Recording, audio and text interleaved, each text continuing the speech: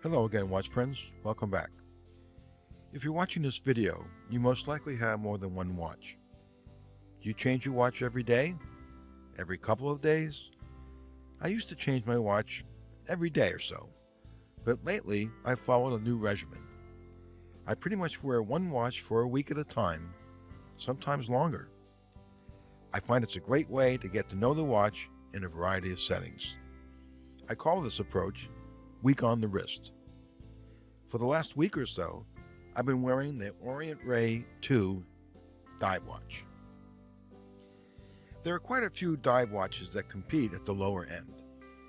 Mechanical watches from brands like Seiko, Citizen, Casio, and of course Orient can be had from $100 or so up to and beyond the $1,000 level.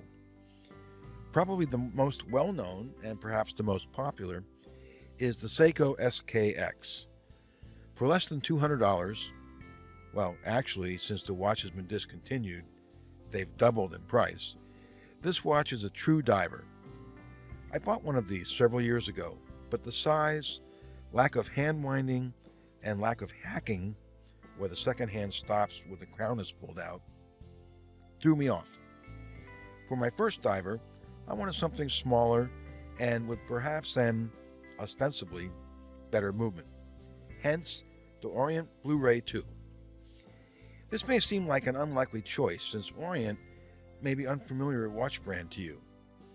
It was to me at the time, but I was somewhat aware of the brand because of their line of low-priced Bambino mechanical dress watches.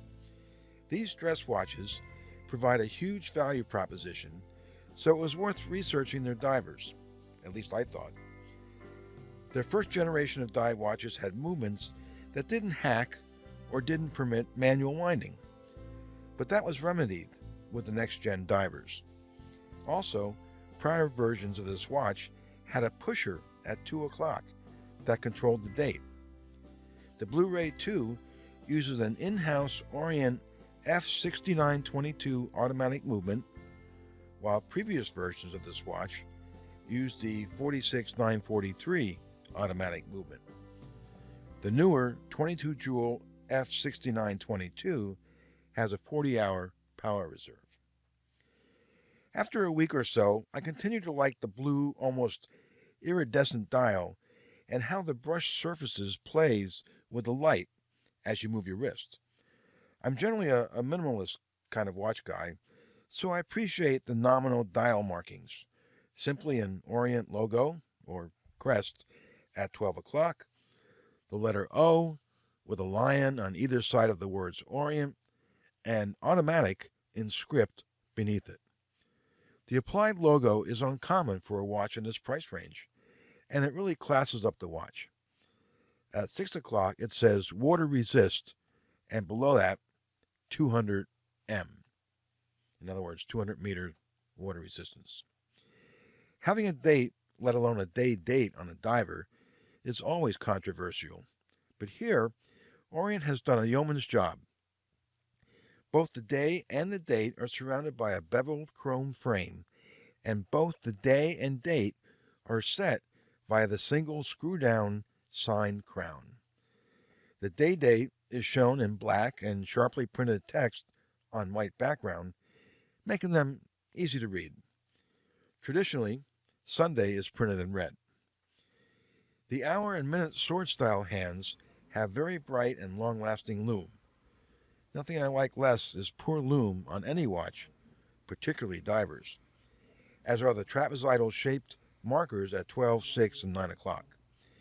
The seconds hand has a red tip, but the minimal lume on it is almost irrelevant. Befitting an inexpensive diver, the Ray 2 has a hardened mineral crystal, and in the week on the wrist, I've noticed no scratches or cracks on the crystal. I've always liked, and still do, the solid feeling and easy to grasp 120 click unidirectional bezel, which has scalloped edges and a lume pip at 12 o'clock. Another possibly unexpected aspect of the watch is that there is no play in the bezel. I've seen much more expensive watches that have more play than this Orient. Speaking of the case, It's not a giant watch, measuring 41.5 millimeters in diameter and 13 millimeters thick. The stainless steel case is pretty much the standard size for a modern diver, maybe even slightly smaller compared to other alternatives.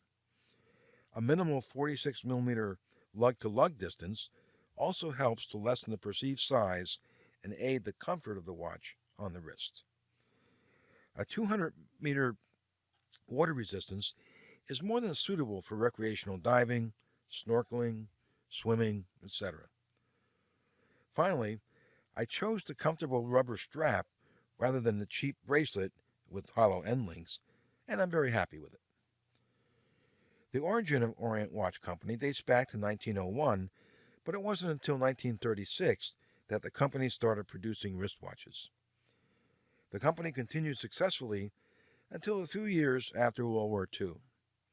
In 1950, the wristwatch manufacturing company was reborn and is now a brand name of the Seiko Epson Corporation, and Seiko Epson is part of the Seiko Group.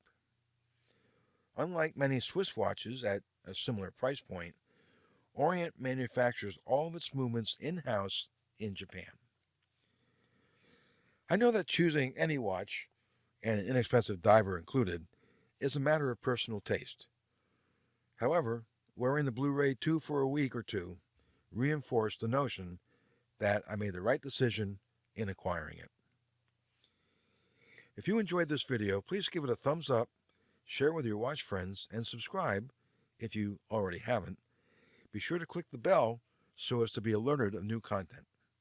Thanks for watching, and I'll see you next time.